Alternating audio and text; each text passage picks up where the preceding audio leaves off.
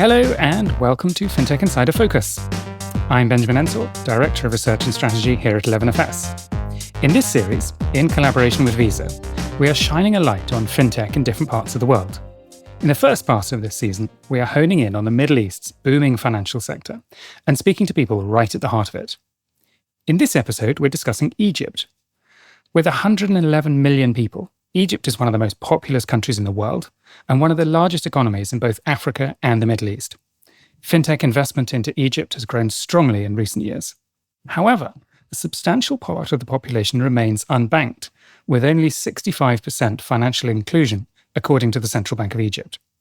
So, we're going to discuss Egypt's financial system, the opportunities for fintechs, and how fintechs can support continued growth in the Egyptian economy. To have this conversation, I'm delighted to be joined by two Egyptian industry experts. So firstly, a big hello to my co-host, Malak Hisham El-Baba, Vice President and Head of Egypt at Visa. How are you doing, Malak? I'm very well, Benjamin. Thank you. Thank you so much for joining us. Please, can you tell our listeners a little bit about what you do at Visa, to the extent it's not obvious from your title? So first, I'm very excited to be with you here and with my very good friend Walid on this episode and on this topic that is very, very close to my heart. My name is Malak El-Baba. I run the Visa business in Egypt.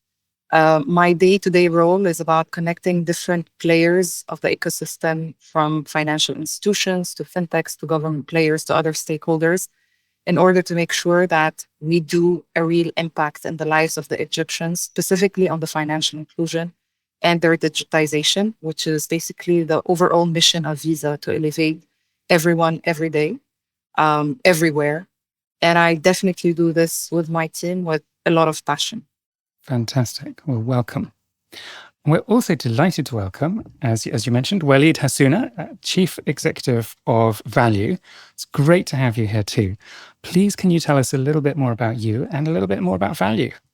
Thank you, Benjamin. I'm really glad to be here along you and Malak, of course. So I've been leading Value since inception. Value was the first actually buy now, pay later in the Middle East. In 2017, we launched in December 2017. And we have moved very fast away from, not away, but inclusive of buy now, pay later to other financial products. Currently, we serve 1 million plus customers, which is a big figure in a country like Egypt, given as the Central Bank of Egypt confirmation of 65% only financial inclusion. So 1 million customers is so big here.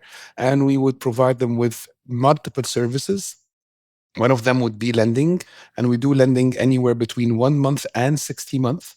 We're also sector agnostic, so we do everything. We do very small tickets and ultra high or ultra big tickets. So we can go anywhere between £1,000 and £15 million, which is equivalent to $300,000. We have successfully launched a couple of cards with Visa. One of them is the first co-branded credit card in Egypt, with sponsored by AI Bank. And the other one is our prepaid card that we use. We also provide multiple venues for financial inclusion. We are able to underwrite unbanked customers. They currently represent 40% of our business. And I will talk more about what we do during the conversation, just to save time on the intro if possible. Wonderful. Well, thank you both so much for joining. It's great to have you here. Just before we dive in, a quick reminder, listeners, that the views or opinions of our panelists are their own and don't necessarily reflect those of the companies that they're representing. And as always, nothing we say should be taken as tax, financial, legal, or regulatory advice. Please do your own research. Okay, well, with that said, let's dive straight in. Malak, perhaps to start us off, you could give us an overview of the current financial landscape in Egypt for listeners from other countries. Can you tell us a little bit about what are the main features of the financial and fintech landscape in Egypt, please? So, Benjamin, I will start off with giving you and our listeners a view of the scale and the size of Egypt as a market and as a country. So Egypt is the second largest economy in the African continent, with a GDP that is close to almost $500 billion. We rank the second in MENA in terms of the personal consumer expenditure. And you said it, 111 million people, the second in terms of size in the MENA. So a huge population, a huge young population. Half of the Egyptians are under 30, which is amazing in terms of early adopters. A lot of Gen Zs in our country. More than or close to 60% live in rural areas. So a lot of also opportunities for further financial inclusion and specific programs and products that need to be catered for this segment. We're talking about an unemployment rate of 7.4, financial inclusion rate that is close to 65%, heavy internet users in the region of 72% percentage access. But we still have a relatively small population of banked people, which is only 27%. There's definitely, when we talk about the payments and the financial sector in general, there is definitely some progress done in terms of digitization with all the efforts that is happening in the market. And I'm sure we're going to deep dive into this throughout our episode today. But there is still a lot of room for further penetration, especially when we look into the digital payment, which constitutes only 4% of all the expenditures that are happening in the market. So the room, due to all those numbers, is huge. There's a lot of untapped opportunities. There is a lot of room for new, definitely innovations and investments. If we look at the macroeconomics as well, Egypt being at the heart of all the continents, I think we are always at it's a good and a bad situation to be in. But definitely we have or we get highly impacted by all the turbulence that is happening around us from a macroeconomic and political situation. So I think the last 10 years, Egypt has definitely been on a roller coaster, whether the Arab Spring, whether the COVID, whether the Ukraine-Russia war and its big impact on Egypt, the Palestinian crisis, the impact on the Suez Canal, everything that is happening that had a direct impact on the Egyptian economy, which is currently facing a lot of pressure due to the lack of the foreign exchange crisis that we have, high inflation, the currency that lost almost 50% of its value over a very short period of time. But we are also seeing a lot of reform that is being done by the Egyptian government and a lot of policy adjustments, a lot of social medications as well, which gives us a lot of hope that we are hopefully back on the right track. And we will leverage all the opportunities that we have in the market due to its size and the nature of everything that I mentioned before. So I hope this gives you a good view of the market itself. Thank you. Yeah, it does. And I think that point you make about how hard Egypt's been hit by, rising grain prices on account of the Russian invasion of Ukraine, and of course the catastrophe in Palestine, that's had a huge impact, not just on the Egyptian economy, but on people right across Egypt. And Egypt's one of the countries that's been hit hardest, beyond those sort of directly involved in those wars. Walid, I'd love for you to come in and just tell us a little bit about some of the most successful fintechs in Egypt today, obviously including Value. We've had some of those on the podcast today in previous episodes, but not every listener has listened to every episode of the podcast. Can you tell our listeners just a little bit about who are some of the other successful fintechs in Egypt, just to give people a sense of what's going on? Who are some of the interesting players? So that's a great question, because I would really love to say that we are lucky here because the ecosystem for fintech is one of the best in the region. We have great minds, great talents, and actually we also have great investors who comes in and take huge risk. It's very difficult to name one or two players, but I would be more than happy to take you through this journey of fintech in Egypt with names and who had disrupted what. So I think the most important fintech in Egypt and the one that opened door to everyone in this country would be Fawri, of course. Fawri is the biggest fintech player. Fawri was something that happened before the era of fintech in this region, of course. And I think they have made a lot of pivots. And now I think with their most recent pivot, getting into the B2C business, they have done a very successful work, and they were able to use the network effect to provide customers with solutions that are really brilliant and makes a lot of differentiation compared to other fintechs that are focused on one or two of the verticals. So Fawri would always be a great company and would be the godfather of all the businesses that have emerged after that. They're definitely leaders in their space. Definitely, they are leaders, and we learn from them every day. The second player, which I think is very important and was a cornerstone in many changes in the Egyptian market, is PayMob. I believe PayMob was really needed at the time. I would say that a lot of success had happened between Value and PayMob as a customer to PayMob. Let's put it this way, and they were able to help us with some very creative ideas that we had, and we couldn't find a PSP who's willing to take the risk and try to implement them. So one of the most important things for us and was a game changer for Value is moving from offline to online.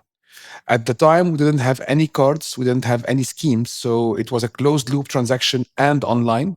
And in Egypt, actually trying to pitch this to a merchant is like going to tell them something that is crazy, that never happened before.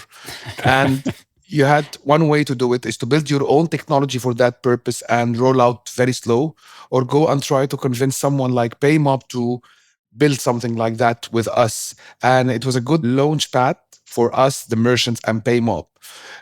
So I believe PayMob is one of the very successful fintechs, and one of the catalysts that changed a lot of the landscape in Egypt, especially with companies that are so small. So if you look at Fawri focus at the time was actually very big customers, especially in bill payment. So they want to work with telco, they want to work with the government, but a company like us in 2017 with 10 employees trying to disrupt the consumer finance market, definitely if there was no people like PayMob at the time or PayTabs or those players, there would be no go for us we have to build everything our own.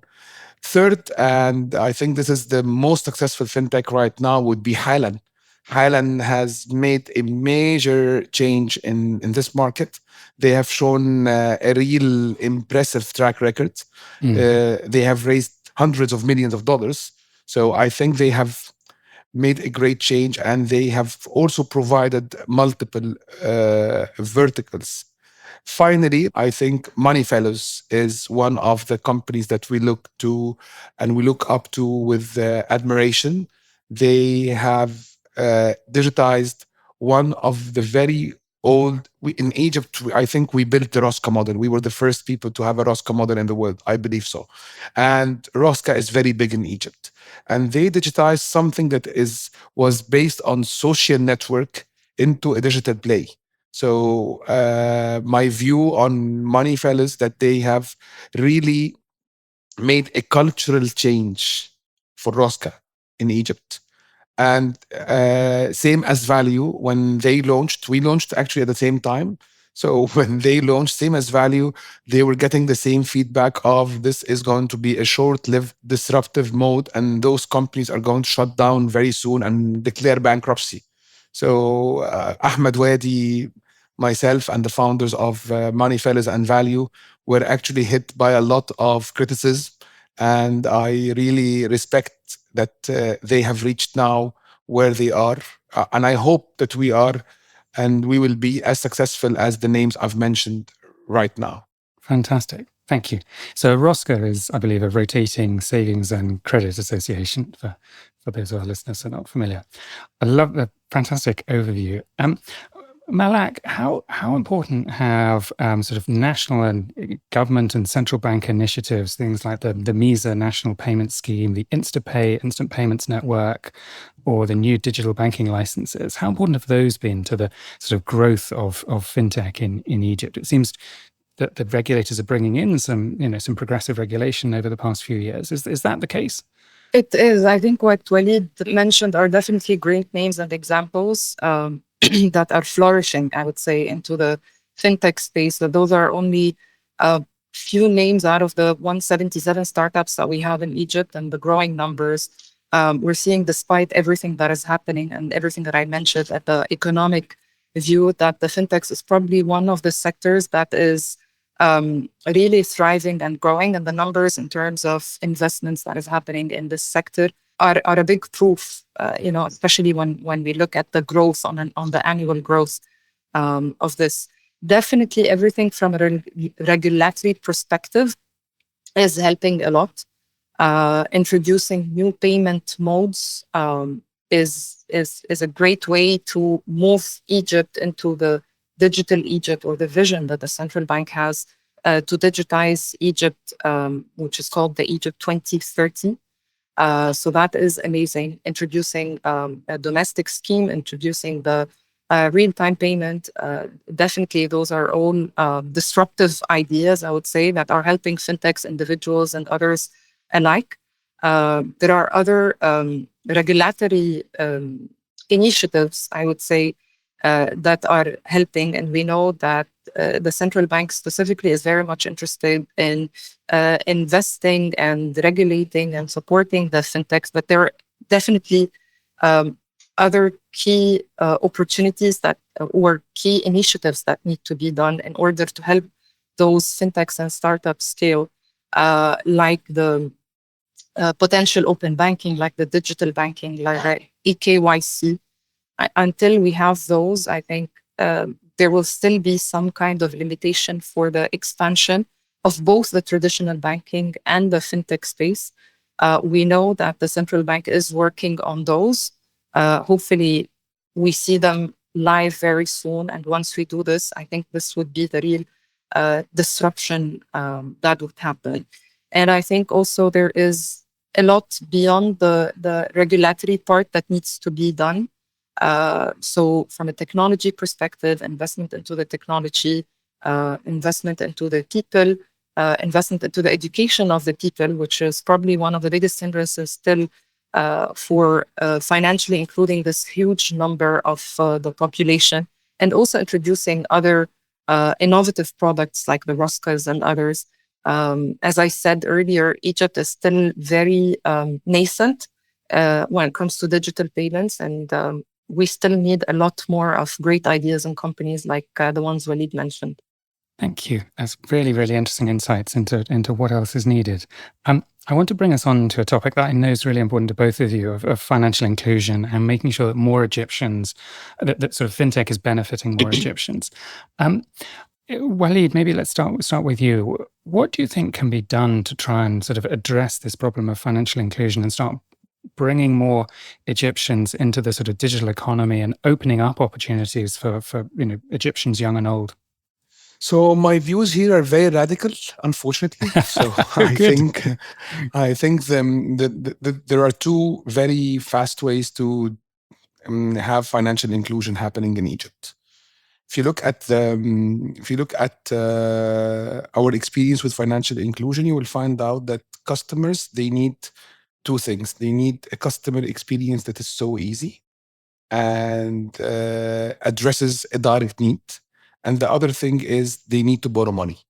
So financial inclusion, and I will give you two examples on that. One of them is Vodafone Cash and the similar wallets, and the other one is Value, because they will give you an indication where financial inclusion could play a real game here. If you look at Vodafone Cash and the size of the transactions that they are processing right now, they have around 75% of the market share of wallets in Egypt, including all banks and other telcos. And the reason is very easy, because it's a very easy peer-to-peer transfer. And the experience could be done on different things. Could be digital, could be by SMS, could be even by directly from other sources. So if you get the customer into the right product and deregulate as much as you can, they would be able to join to join this. The other thing is, in our case, is value. Value has a very different definition to unbanked and not financially included customers. We don't say that they are not financially included because we look at the borrowing side of the business. So for us, customers that we consider unbanked are customers that were not able or did not get financing from any other institution before, whether this was under the banking sector or not the banking sector. So it could be under MBFI or it could be under banking sector. And if you are not borrowing in Egypt with a bank or anyone, then you are definitely underbanked because you are using the banking services that are very limited to getting the cash out, whether this is done digitally or by a card or even through going to the bank counter. We believe that the market, we are in a very difficult market when it comes to interest rate, when it comes to competition, when it comes to everything. So for us, it was very important that we have to acquire unbanked customers, whether those are real unbanked customers or they are customers that were deprived from receiving financing for their consumption needs. Because if they are doing this for activity, it falls under a different umbrella, which is microfinance. In Egypt, we have a differentiation between microfinance and a consumer finance. So microfinance is widely used as small loans, regardless if it's for activity or consumption. In Egypt, we have a very straight wall between both products. And if you are able to provide people with a solution that enable them to borrow money when needed, it is the easiest way to have financial inclusion. The only problem is that every time we try to, and this is where the real obstacle is, that lending is a process of underwriting. And most of the people, they are really worried about, most of our competition are really worried about underwriting customers with no track record, with no previous borrowing. They're not available on the credit bureau.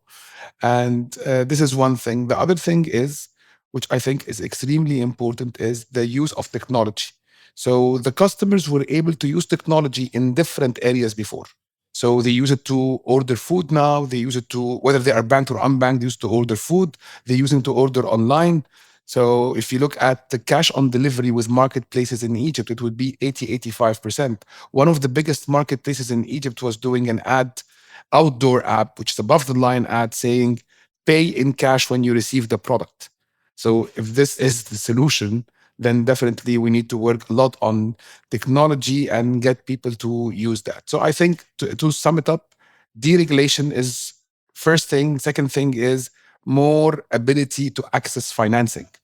Accessing finance is very important. We have included last year 300,000 customers in our portfolio that never accessed finance before, which means that, and now they are financially included. Now we issued for them a prepaid card.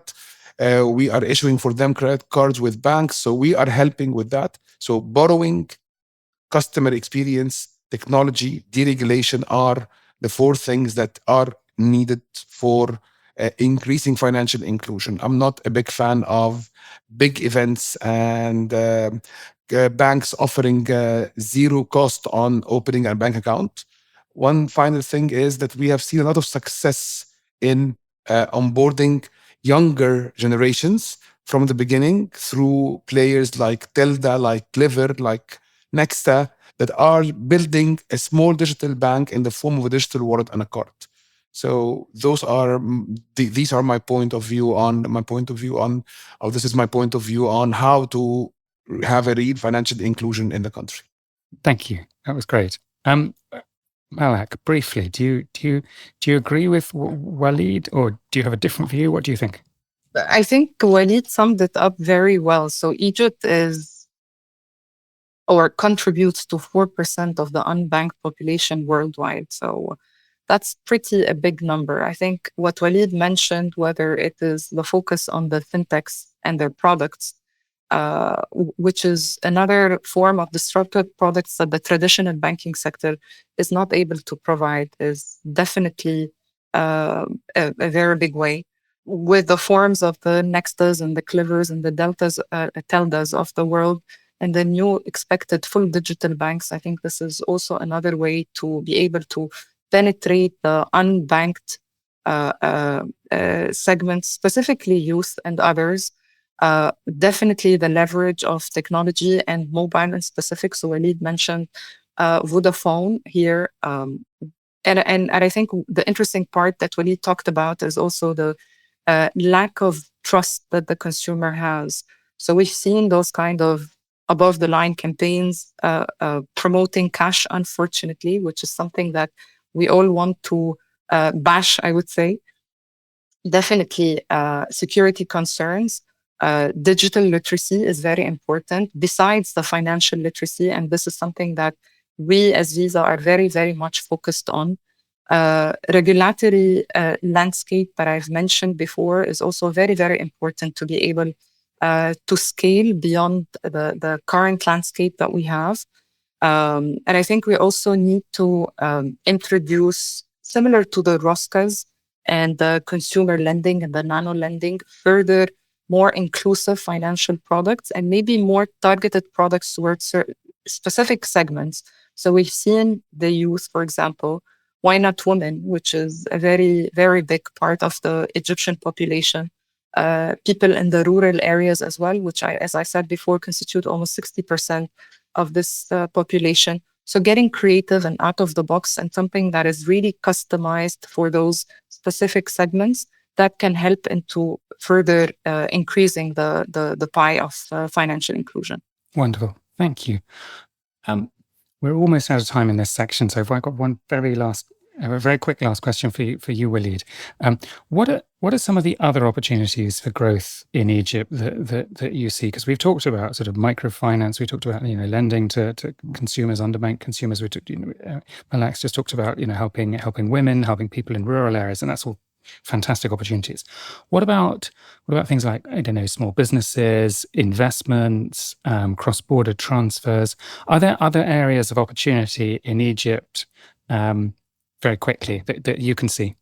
Yes, sure. In a nutshell, I think there are two companies right now that are trying to work very hard on this. I would say El Balad, which is the first fintech company that is going to start remittance, which is extremely important. Again, this will have to come with some deregulation from central bank, but I believe there's a green light for this type of investment. And this is going to make a very different change.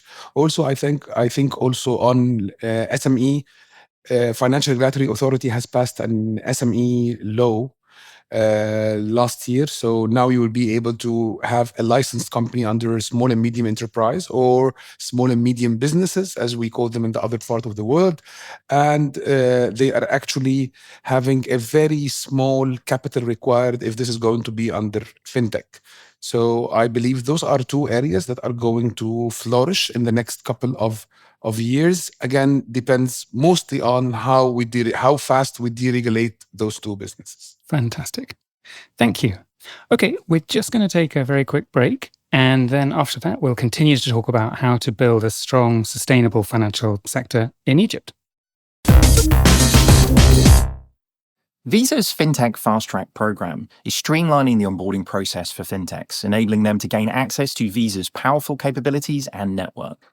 Visa and their enablement partners help fintechs launch and scale cards, virtual credentials, and disbursement programs.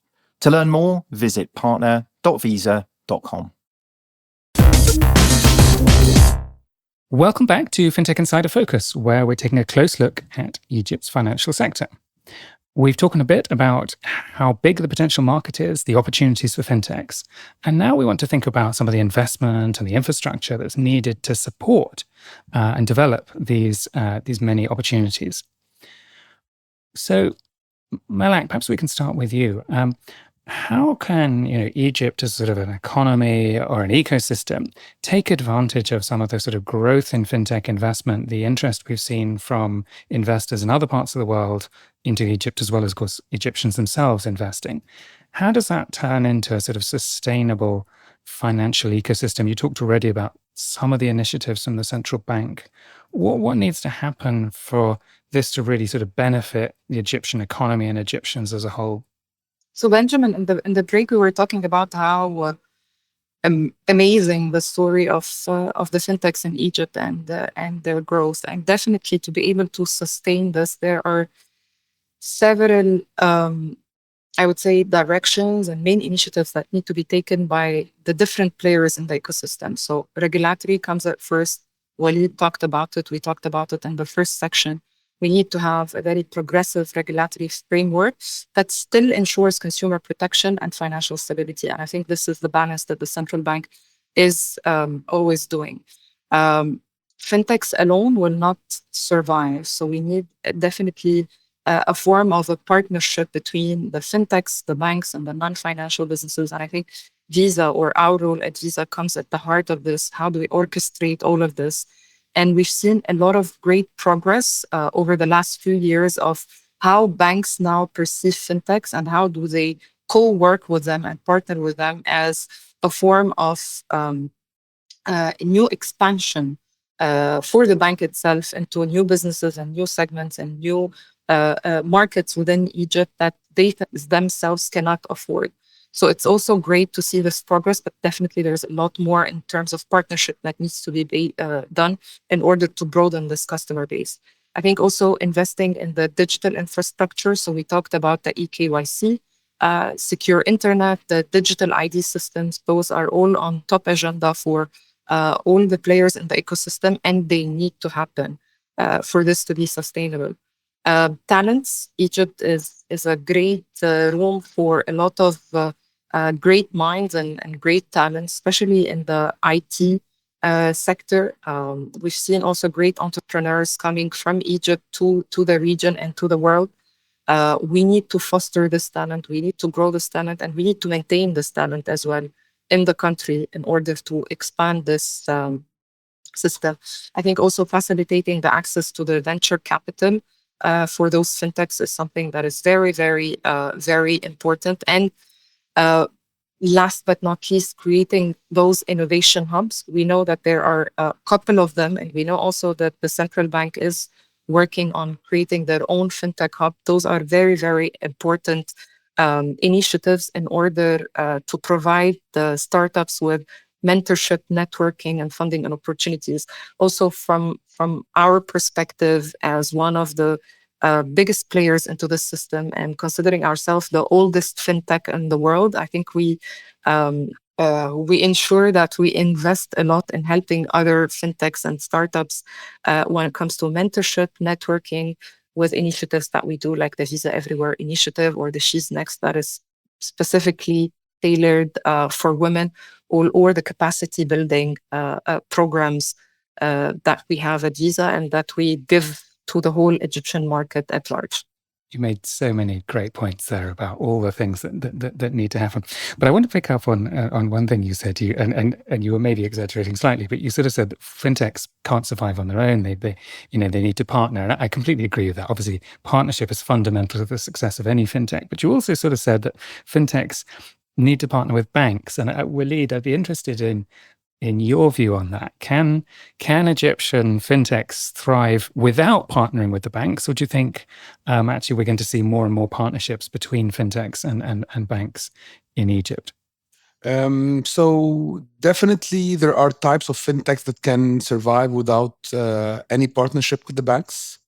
But in Egypt, which is a very regulated market, most of the fintech will not be able to survive unless they are partnering with banks. So in Egypt, if you want to issue a card, for example, you cannot be the issuer of the card, you cannot be the sponsor of the card, you have to be a bank with the issuer and sponsor of the card.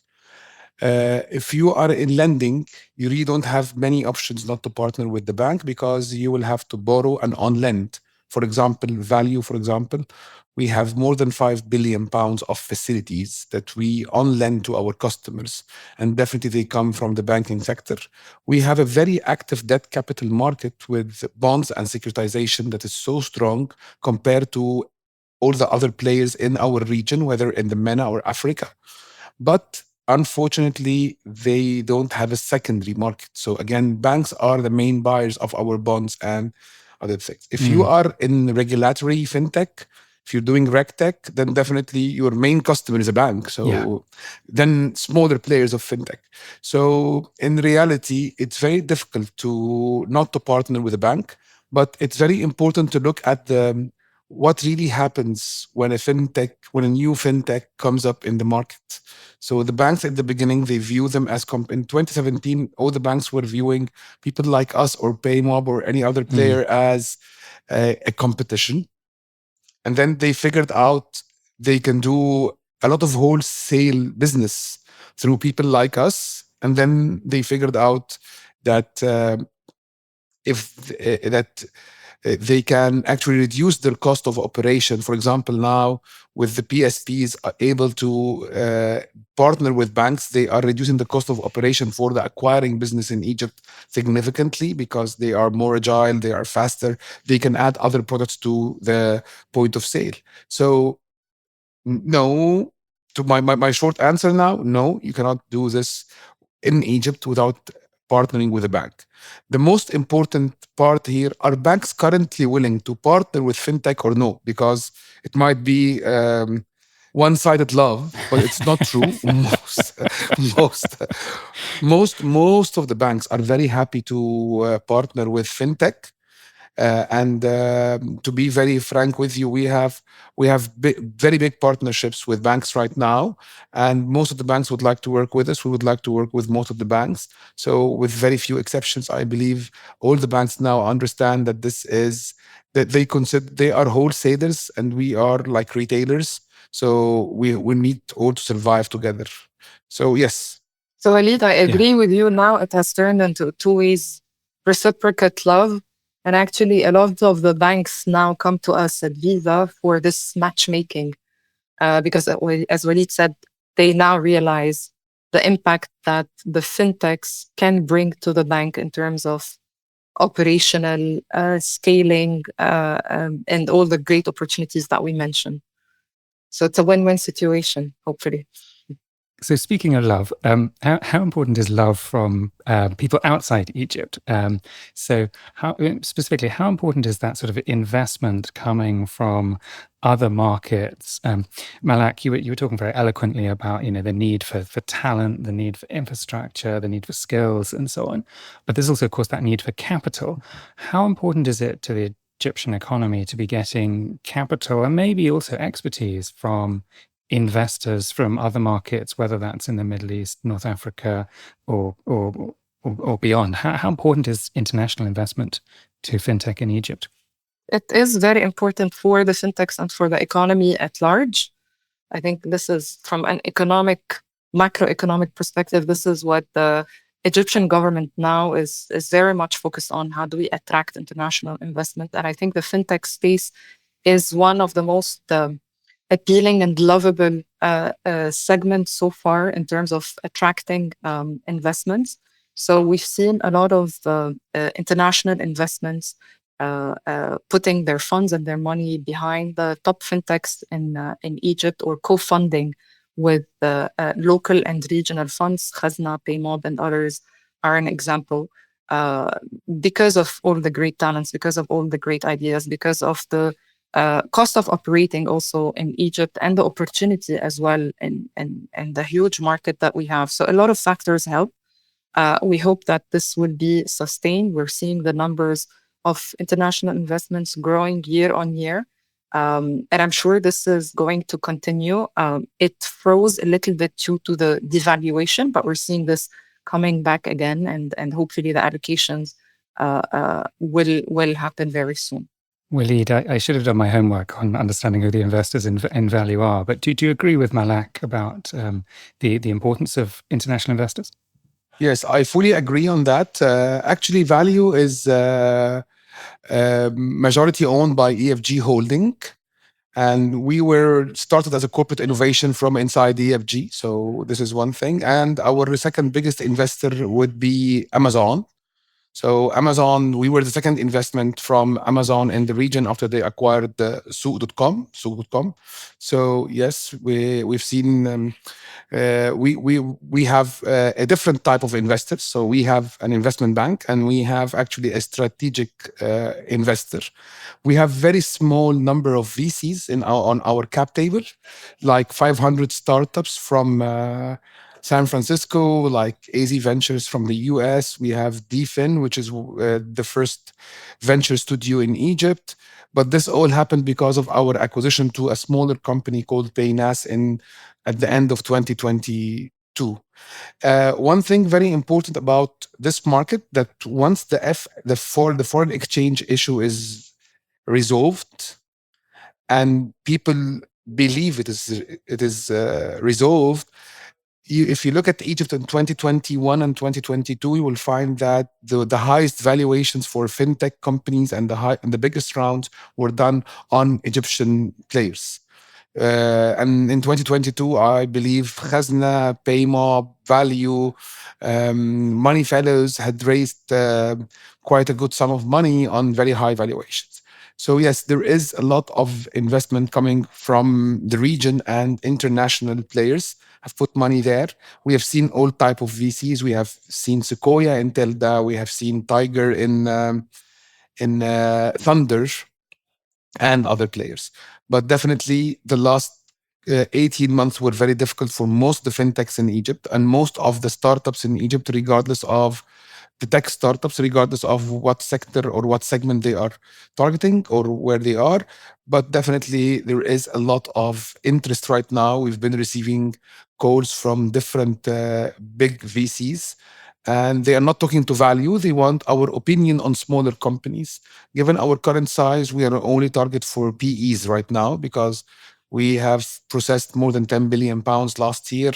We have been profitable for the past 3 years, so we are just looking to go forward with an IPO that is backed by PEs. But definitely we receive a lot of calls from VCs and even LPs in different VC funds that they want our opinion on smaller players, which those calls we never received in the past 18 months. Now we have at least a call or two every week. So there is a lot of appetite for investment in Egypt as we speak right now. That's really, really interesting. Malak, we're running out of time here, but where do you think that interest is going? So for investors that are looking at Egypt now, what do you think they're maybe most excited to buy or most interested by? I think what's interesting, or what's next for fintechs in Egypt, would be sector-specific products and ideas, embedded finance for non-traditional industry players. I think this could be something that is a hot topic or a hot interest for the investors. So yeah. And how about you, Walid? Where do you think the opportunities are? What do you think's next for sort of fintech in Egypt? What do you think are the most important things for the next 18 months? So again, I have a very radical view here again. So I think there will be a lot of consolidation happening. I don't think we're going to see all the companies right now, the 177 fintech companies in Egypt right now. I think they're going to be down to 2025. I know how radical this is in the next 18 months, but I think this is going to be triggered by one thing, that we have a law for digital banking. We are just waiting for EKYC and e-signature to be approved by the Central Bank of Egypt. And once this happens and we see digital banks coming in, I think it's easier for digital banks to acquire a couple of players and start operations on the spot. And accordingly, I believe that if we have 2-3 digital banks, this will lead to the disappearance of around 30 companies that are going to be swallowed by those digital banks as their tool to the market and their entry to the market, because there will be very tough competition on digital banking in Egypt once it's up and running. So I see that a lot of consolidation is coming. And also what I see that, as Malak was saying, fintechs are going to become more specific, more segment, and more targeted businesses. So the conglomerate structure of most of us right now is not going to be the future of fintech. The future of fintech will be very specific and very targeted. And of course, embedded finance is one of the things that we are all looking to see very soon. But again, you still need some deregulations. You still need to have regulations and a regulator for the businesses of financing anyway when it comes to lending, but you need to have less restriction on how to do so. Really, really interesting. So two slightly different trends there of consolidation and yet also specialization. Malak, I'll give the last word to you. Do you agree with Waleed's prediction that there's going to be a lot of consolidation, or do you think it won't happen quite that fast? Not in her favor. Not in my favor, of course. We want more. But definitely, I mean, given the macroeconomic situation and given also the size of some of the fintechs and how they are growing into what I personally call monsters in their space, there will definitely be some dilution. And it always, the mergers and the acquisitions is something good. Waleed mentioned a very important point about the rise of the digital banks. Once the full regulation is out, it is, I think it's just smart, just to acquire some of the smaller players that are happening. Whether this number will go down to 22 or 23, the radical view of Waleed, I don't have an answer.